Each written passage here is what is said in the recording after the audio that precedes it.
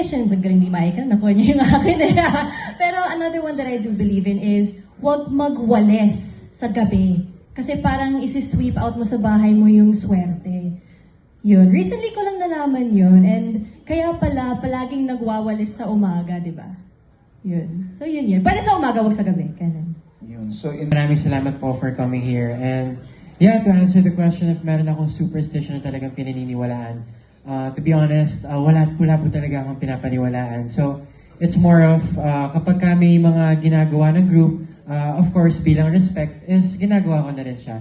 And growing up kasi, mas naniniwala talaga ako na lahat ng kung anong nangyayari sa akin ay naaayon sa kung anong gusto ni God para sa akin. And to have a superstition, siguro, it's more of yung parang lagi lang mag-sign of the cross every time na may gagawin ako to make sure na meron akong guardian angel.